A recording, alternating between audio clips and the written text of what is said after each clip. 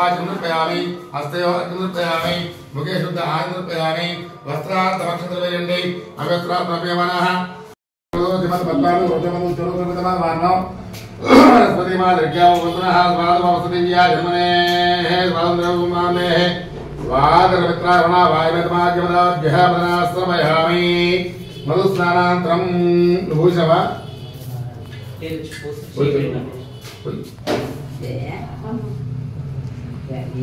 पंचामृत स्नानं समर्पयामि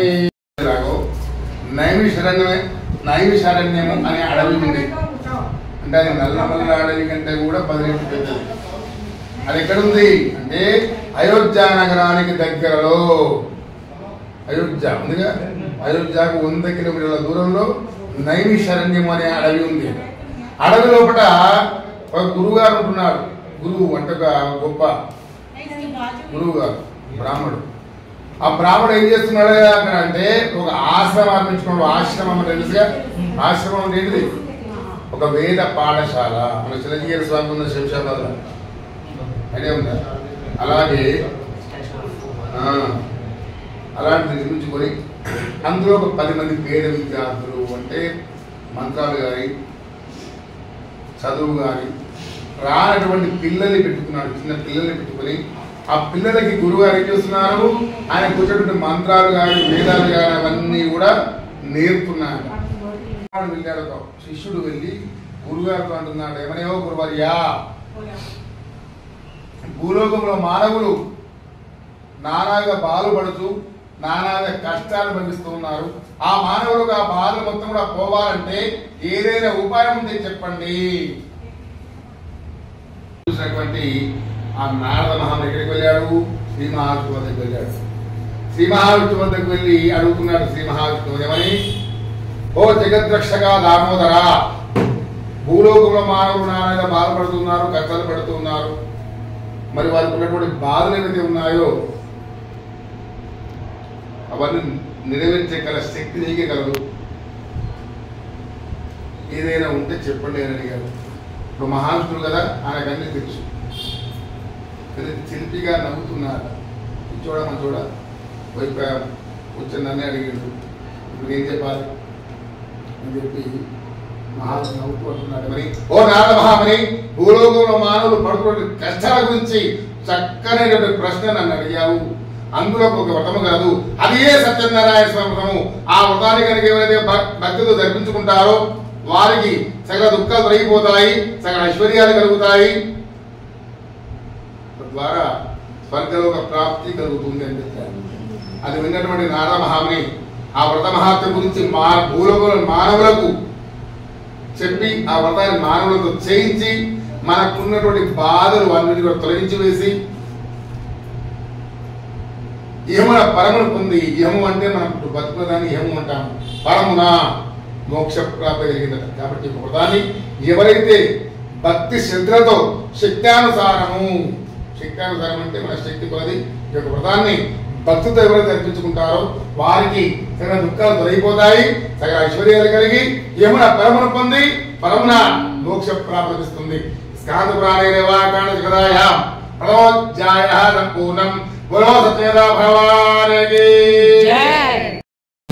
తినడానికి తిండి లేకుండా, కట్టుకోవడానికి వస్త్రాలు లేకుండా, తలదాచుకుందామంటే కనీసం గృహం కూడా లేకుండా దరిద్రమైనటువంటి బతుకుతున్నారు. అటువంటి బ్రాహ్మణులు చూసినటువంటి రమా సత్యనారాయణ స్వామి మహావిష్ణువు చాలా బాధపడిపోతూ ఆ బ్రాహ్మణుకున్నటువంటి దరిద్రం తొలగించడానికి ఒక మారువేషం ధరించాడు. మారువేషం అంటే ఒక మానవ రూపం, ఒక ముసలి వేషం ధరించి ఆ బ్రాహ్మణి కొద్దకు వచ్చి బ్రాహ్మణుడు అంటున్నాడు, ఏమని, ఓ స్వామి, మీకు సకల విద్యలు తెలుసు, సకల వేదాలు చదువుకున్నారు, మరి ఎందుకయ్యా ఈ దరిద్రమైన బతుకు ఎందుకు బతుకుతున్నావు అని అడిగాడు. బ్రాహ్మణుడు ఏమంటున్నాడు, స్వామి, నేను మిక్కిలి దరిద్రుడిని. మిక్కిలి అంటే చాలా దరిద్రుడిని. మరి నాకున్నటువంటి దరిద్రం మొత్తం పోవాలంటే నేనేం చేయాలి? అందులోకి ఏమైనా ఉపాయం ఉంటే చెప్పండి అని అడిగాడు. అప్పుడు ఆ మానవ రూపంలో మారువేషంలో భగవంతుడు అంటున్నాడు, ఏమని, ఓ స్వామి, శ్రీ మహావిష్ణువు శ్రీహరి అవతరైతే ఉన్నాడు. ఆ సత్యదేవుని దర్శించుకొని ఆ సత్యదేవుని యొక్క సత్యనారాయణ సేవని కనుక నువ్వు దర్శించుకున్నట్టయితే నీకున్నటువంటి బాధలు మొత్తం కూడా తొలగిపోతాయి. కాబట్టి నీవు తక్షణమే వ్రతం ధరించుకొని చెప్పాడు. అది ఉన్నటువంటి ఆ బ్రాహ్మడు ఒక మంచి రోజు ఏర్పరచుకొని, కాబట్టి నాకు ఈరోజు ఈ దుఃఖం కలిగింది అని బాధపడుతున్నాను. కాబట్టి నేను ఏమాత్రం చేయకుండా నా శక్తి కొలది ఆ యొక్క వ్రతాన్ని గురుత చేరి ఆ వ్రతం ధరించుకుంటానని చెప్పి ఎవరైతే వద్దనుకున్నాడో వాళ్ళ వద్దకి వెళ్ళి క్షమాపణ కోరి వారితో సమానంగా ఆ వ్రతం ధరించుకుంటున్నాడు.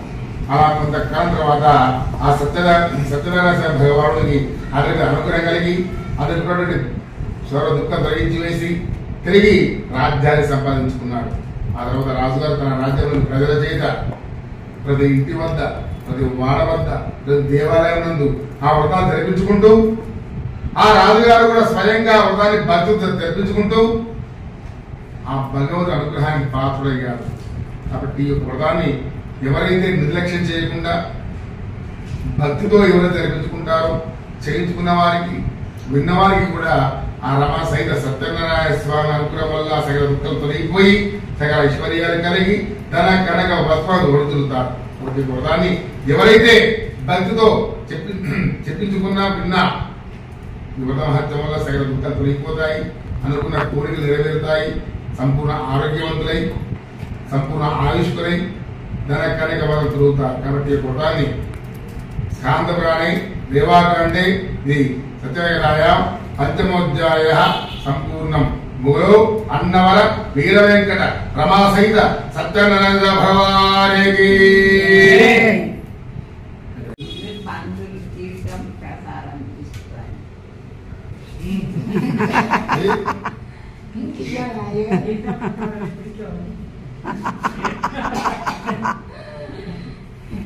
ముందే అడిగింది అమ్మా అమ్మా నన్ను అడితే మనవాడు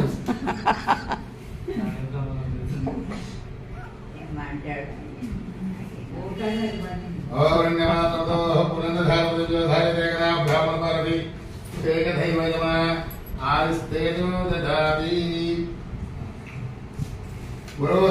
భగవానికి దేవాకాయదాయాం పంచమోధ్యాయ సంపూర్ణం.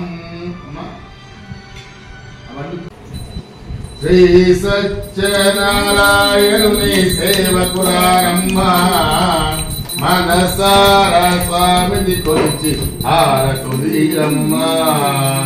శ్రీ సత్యనారాయణుని సేవకురారమ్మ మనసార స్వామిని కొలిచి హారతులీరమ్మ.